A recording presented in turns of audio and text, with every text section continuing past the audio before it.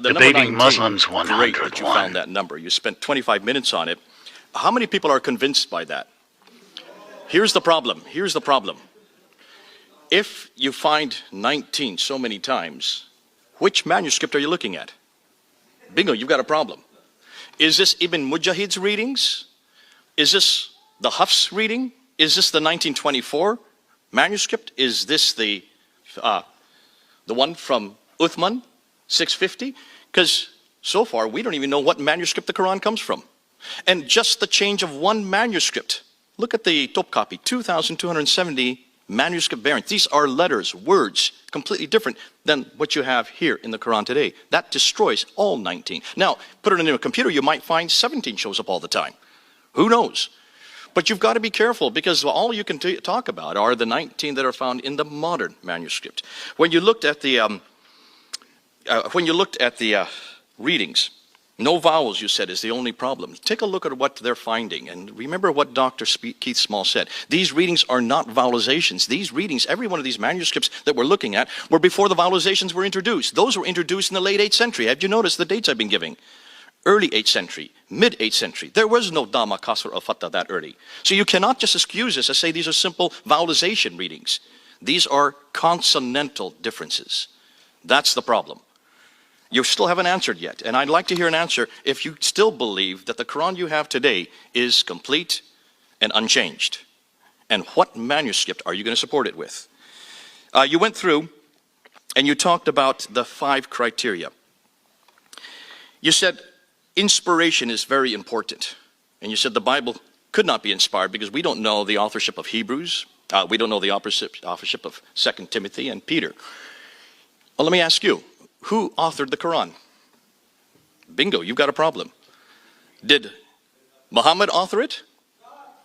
Did God author it? Did God come to earth and actually write in his hand? So you've got a problem. Who actually authored? Who wrote the book called the Quran? Was it Zayd ibn Thabit? Was it Ubay ibn Ka'b, whose manuscript became very popular in Damascus? Or Ibn Masud, whose manuscript became very popular in Baghdad, which has 2 surahs missing completely? Who authored the Quran? If you're going to use that criteria, then we can throw out the Quran completely because we don't know the author. Especially when we now realize that the earliest manuscripts don't even appear until the 8th century. So my suggestion is maybe Muhammad had nothing to do with it. Controversial, yes. Appropriate, you said. And that you can't use the Bible because it's so full of violence. And you only could go back to the Old Testament. Isn't that interesting? The only examples, but you didn't use the New Testament. See, we don't follow the Old Testament model today. Thank God I don't follow Moses. I'm going to have to start sacrificing again. I'm going to have to out to the goats. I'm going to have to start circumcising. Ouch to me. I'm going to have to start executing my rebellious sons. Out to my sons. Thank God I don't follow Moses. I follow Jesus. And it's Jesus who says very clearly, let's keep that down. It's Jesus who says very clearly in Matthew 5, I have not come to destroy the law. I have not come to destroy the Old Testament. I have come to fulfill it. And what does Jesus say next? 6 times he gives example of how he's going to fulfill it. You have heard it say, an eye for an eye and a tooth for a tooth. Now I say, turn the other cheek. You have heard it say to love your friends and hate your enemy. Now I say to love your enemy. A new law, a new covenant, a new testament. And that's our testament, and that's our model today. It is not a model of violence. What's interesting is you didn't want to go back to the Quran. What about the violence in the Quran? In fact, look at your violence and see that your violence all comes in the Medinan material, which is the later material. There's 149 violent verses in the Quran. What are you going to do with those? Slay the unbeliever wherever you find them. Surah 9, Ayah 5. Cut off the hands of the thieves. Surah 5, Ayah 38. What about Surah 24, Ayah 2? Flogged the adulterers 100 lashes. Thank goodness we don't have that for today. Thank goodness I don't follow the Quran. Sexual activity, you said, and you looked at the Ezekiel 23, Song of Solomon. What about Surah 2, Ayah 223, which says the wife of a woman is nothing more than a tilth for her husband, and her husband can plow her anytime he wants.